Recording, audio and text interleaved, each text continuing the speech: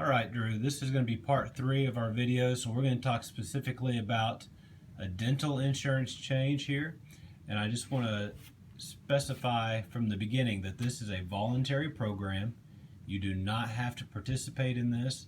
However, it's a pretty good plan if you're interested. So, Drew, just tell us about some of the changes in the dental plan. And Perfect. I just want to also point out that this is now under MUHP, so whenever you do your open enrollment, you're going to see it there, just like you see vision and life. And so, tell us a little bit about it. That's a really good point, and that was one of the conveniences of switching the dental over. It happens to be integrated with Cigna as well, so we're transitioning the Delta or the Emeritus Dental over to Cigna. But as Dr. Boyer stated, this is now a paperless enrollment that's integrated right into FTJ Connect. So as you're clicking through the enrollment, one of the screens that you're going to have to say, either I want dental and I want it for these people, or you're going to have to waive it. It's integrated directly into FTJ Connect now, so it's paperless. A lot of efficiencies built in there. So when we're talking about the actual plans, quite a few pretty substantial improvements on the Cigna Dental. I think that mostly people should be really excited about. And the biggest one is the addition of an orthodontia benefit.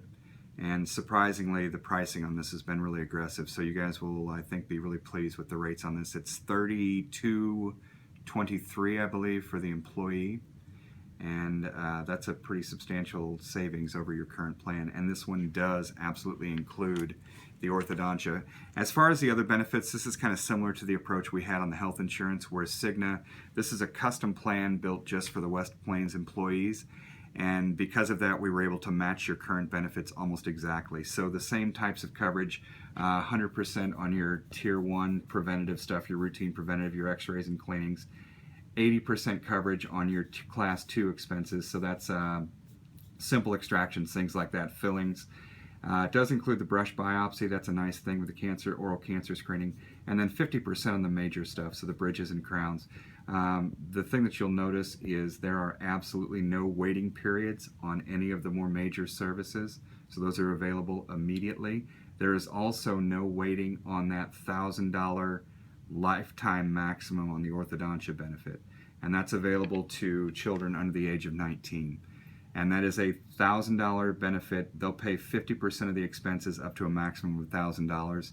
That is a lifetime maximum per individual, but absolutely have access to a little bit of help on the orthodontia nowadays. Okay, so I just want to clarify, because this is new for our district. Yes. If my son goes in and gets braces, Yep. I submit a little bit of paperwork, my expenses, and the orthodontist will actually turn in the charges for you. And the question that comes up frequently, if somebody's got a child that has dental coverage maybe through a spouse's plan where you've already used up your orthodontia benefit with whatever that company is, Cigna does not care. Any members enrolled in this plan, a new member will have access to that full $1,000 orthodontia benefit. Even if you're in the middle of treatment with a different dental company and there's ongoing expenses, they will absolutely pay up to the $1,000 maximum. What about my kid that got braces last December and still going through the process? In that case, that's exactly the scenario here. If there's ongoing payments, you can ask the orthodontist to submit the claim to the Cigna Dental, and they will pay the orthodontia benefit. So that is a huge improvement over your current plan. There's one other improvement that I want to make note of before we talk about a couple other things. But one thing that I really like that Cigna does in their dental, it is a progressive maximum. So we matched your current annual maximum of $1,250. That's your starting point. Each year after that, up until the 4th year, you can add your annual maximum benefit will increase as long as you will get at least one cleaning and office visit. You have to at least use your dental insurance in order to qualify for the increased maximum. The thing that I like about this, as opposed to the Emeritus, where you are able to have some rollover money, in this plan, whatever level you attain, so it goes to $1,500, then $1,750, then $2,000. Let's say you've been in the dental plan for several years and you've built your annual maximum up to this $2,000, and then you have a really bad year where you need some bridges and crowns, and you use up your whole benefit. You're not starting back over at $1,250 like you would be on the current Emeritus. Once you attain one of these annual maximums, that's where you stay for as long as you keep the policy. So once you hit the 4th year, as long as you've done the right things and built up your benefit, you've got a $2,000 annual maximum as a part of your dental plan. And then the only other thing I'll talk about on this is extremely similar to your current plan in terms of having what we call a passive network. When you see this document, and this is loaded into FTJ Connect, there's a place in there where you can click on this and see it, or we could push it out via email.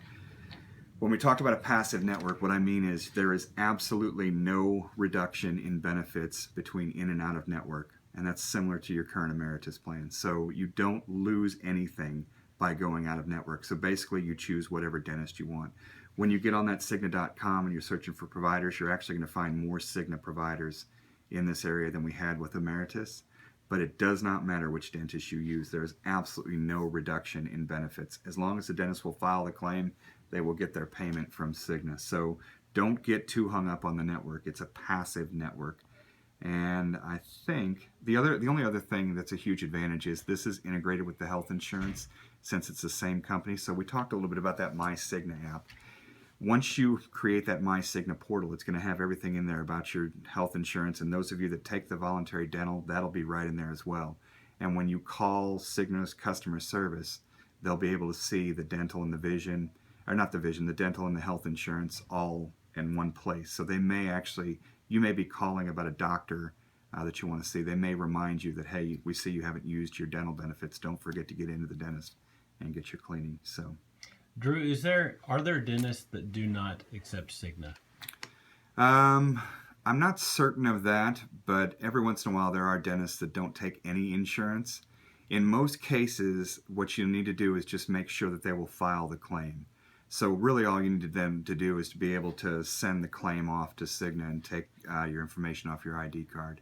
If there is somebody that's not willing to do that, there is a procedure whereby you can file a manual claim, but that's a pretty rare exception these days. And if you come across that, let Jan know, let Dr. Boyer know. They'll get in touch with us and we'll help you file that claim. But I really, that's a very rare exception in this day and age. So unless it's a really odd case, Correct. If they took Emeritus, they should take your Cigna. Absolutely. And I just want to specify that this is a change, and I would encourage everybody to check with their dentist and just to make for sure. Yep. What you really want to know, some of them may be Cigna providers, but what you really want to know is if they're going to file the claim to Cigna. That's really all that needs to happen. And like I said before, there's a lot of dentists nowadays that aren't taking any dental insurance because most of them have these passive networks where all they want to do is just file the claim. They don't want to worry about having to go through all the contracting paperwork. So you're starting to see more and more of that where they don't accept any insurance, but they'll file the claim to anybody. Gotcha. So, all right. Anything else about the, and we will send out the exact plan details and plan benefits in an email later on today. Anything else about the dental that we should be aware of? No, I think it should be pretty straightforward. It's voluntary dental. This is something that you can keep into retirement. So very similar to your current plan. All right. Thank you, Drew. You're welcome. Thank you for the opportunity.